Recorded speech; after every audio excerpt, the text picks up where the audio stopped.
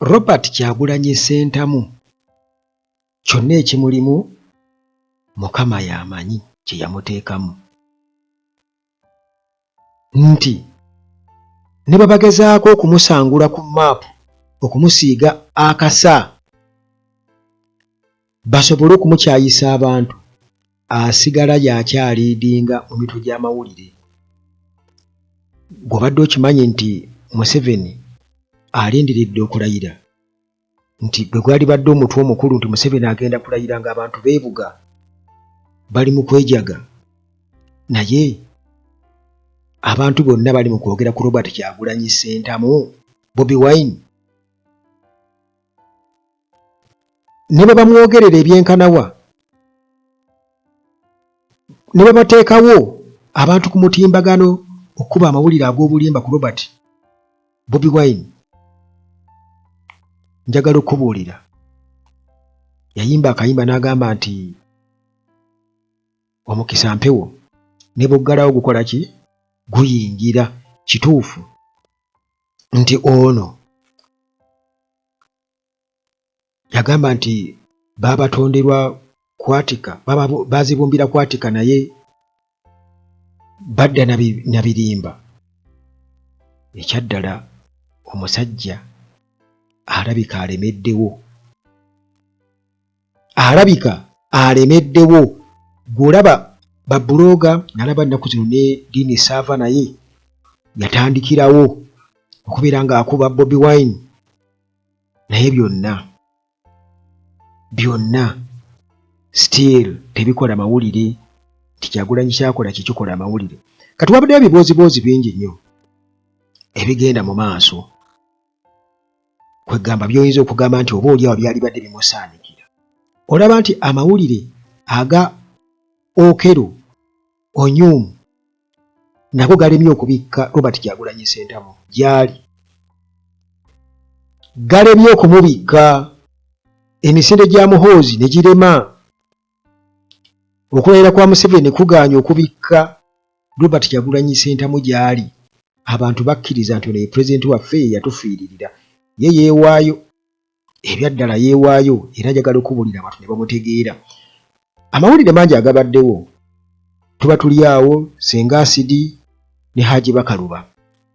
Haji Bakaluba weesala kkoko, wakola otya, kale no ebyo nabyo ne bibeera awo. Haji Bakaluba amweweredde nti ngenda kukola ekikyamu, bagenda kumudipootinga. Kwegamba byonna biri awo byewali badde ogamba nti oba oli awo abantu bandibadde babibeerako. Kituufu babiweerako ne babiwa amatu, naye bikyalemye okubikka struggle. Amawulire g'Onyumu gabaddemu ebintu bingi nnyo.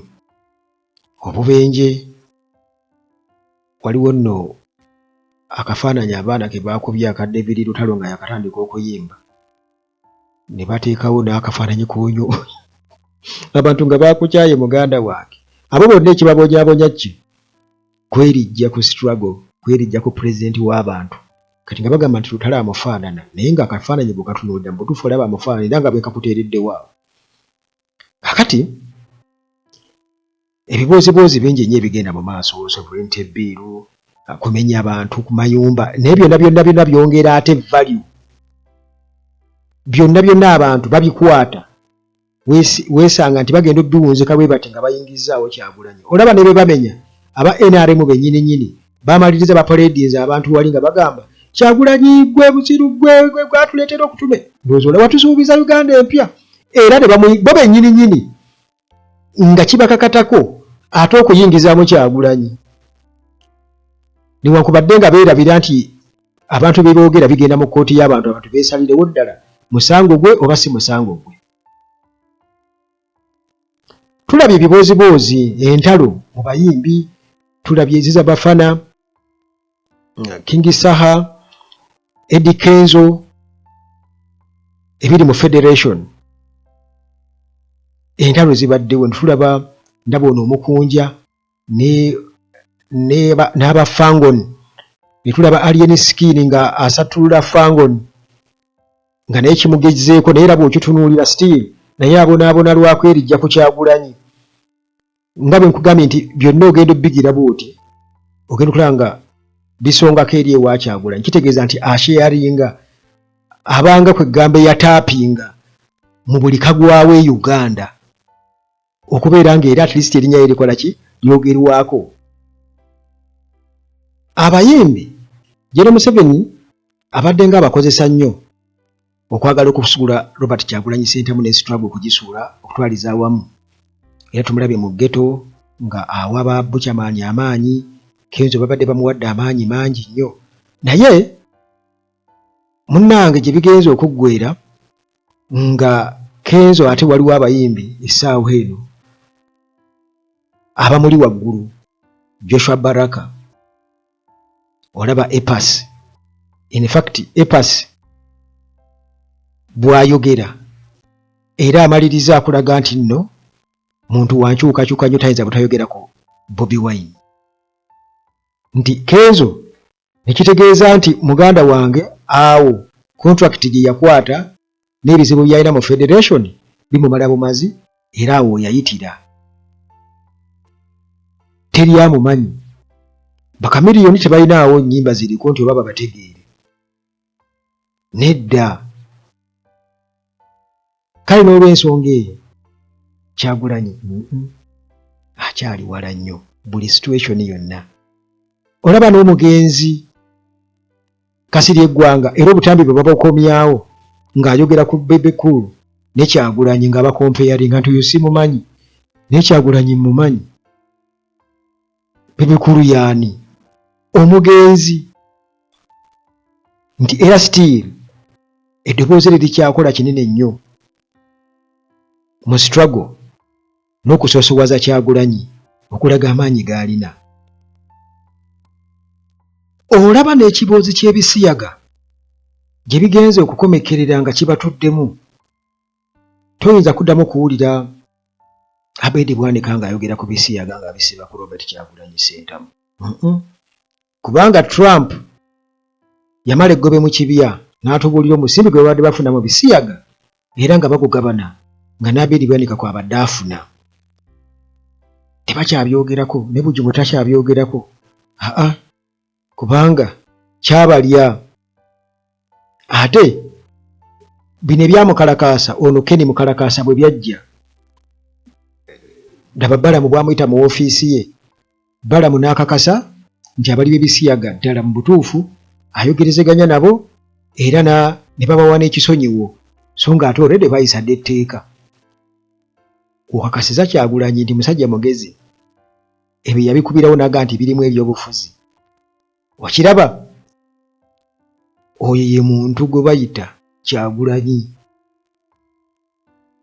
Y'ensonga lwaki alemeddewo. Bakyabuliddwa ango mwe bamukubire entuufu. Era yagambye n'okugamba nti bano baffala balowooza bannina naye baffala. Kituufu baffala nange nzikiriza. Kale n'olw'ensonga eyo oyinza okwesanga waalikola ekintu okulumya gundi n'omaliriza ng'oyambye muyambe. Kubanga njagala okubuulira nti Kyagulanyi alemedde mu mawulire.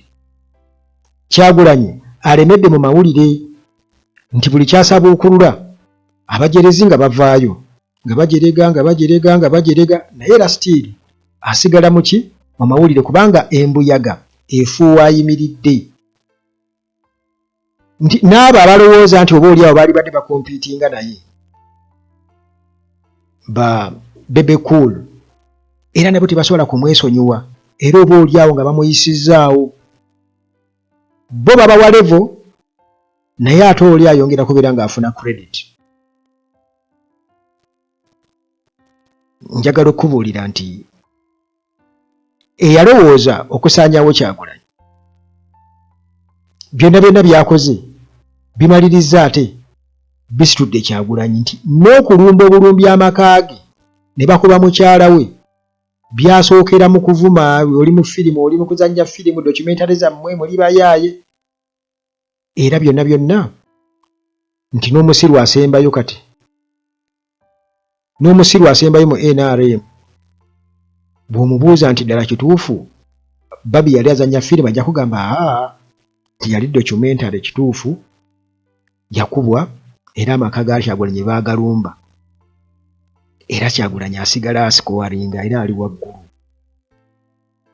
Bwe tugenda ku international level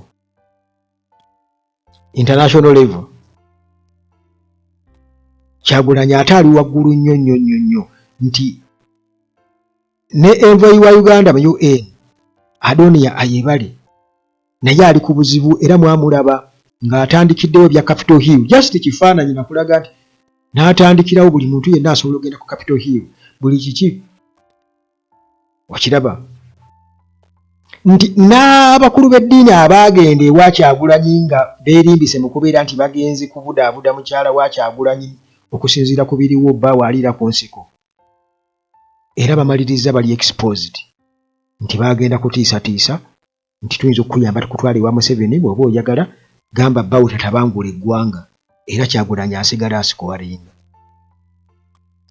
asikowalinga.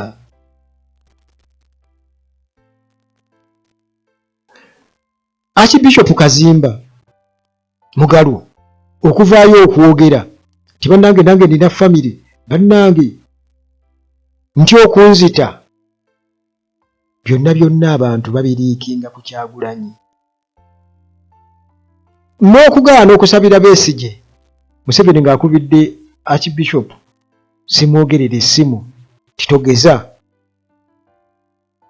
n'abyogerako nti bannange baŋŋaanye basooka ne bakivugira ewa Besigye era ogenda okulaba nga Kyagulanyi gwe bataddewo mu maaso gwe bafrontinze ne mu misinde gya Kabaka mwabiraba nti people power our power abaana nga bayimba Bobby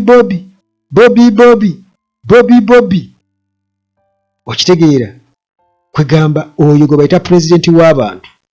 Nze ndaba nga ekituufu kiri nti abantu butarealizingirawo naye gy'okoma okulwanyisa Bobi Wine gy'okoma okufuna ebizibu ate gy'okoma okumuwa ettutumu kubanga buli kijja ne bwe kiba negative era yamaliriza akyovataaninze bw'ati nga kifevaringa ye.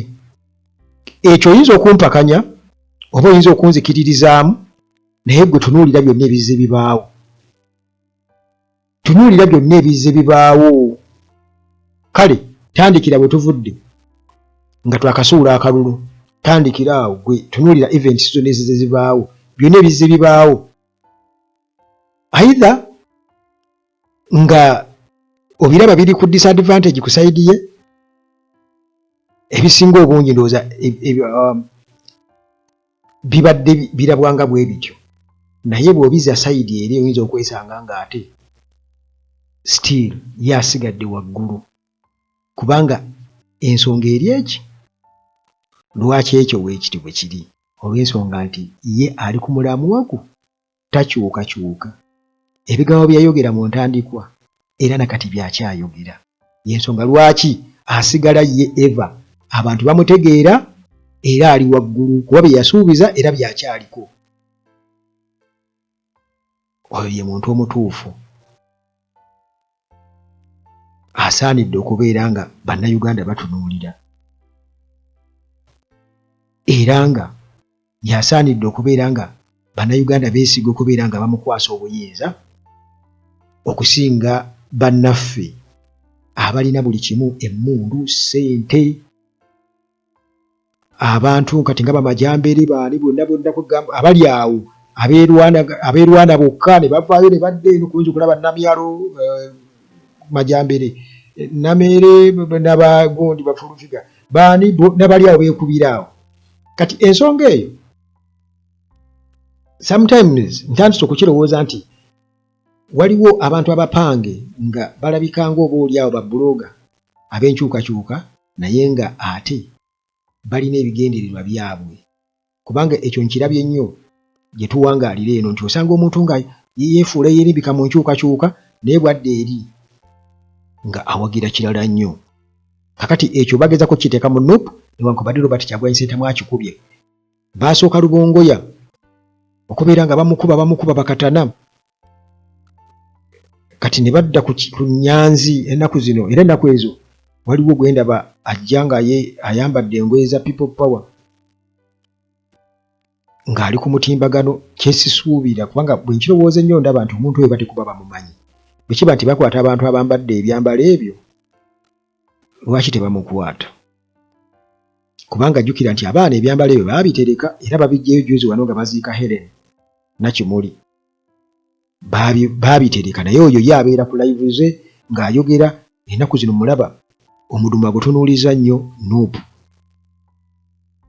Kale diversions zonna Robert Kyagulanyi Ssentamu aziyitako amaliriza afunye zinkagamba zibanga ezikola bridge olutindo kwayitira ate okugenda ku step eddako era ebyo byongera okulaga obubonero bwonna bwongera okulaga nti ensolo ku kizigo kweri struggle tegenda kufa revolution tedda mabega jjukira. Sigenda kumalira biseera kibadde kirowoozo mu kulaba okwange nga bwe ndaba ebintu bwe bitambula era ndabira ddala muganda wange nga Museveni ebirooto bye ebya mutabani we ne bazzukulu be okubeera nga batufuga mu bwakabaka batuteeka mu bwakabaka bwabwe obufuzi obw'ensikirano nga byonna tebigenda kusoboka era Himatusi dynasty eri kukikkirira ebya ddala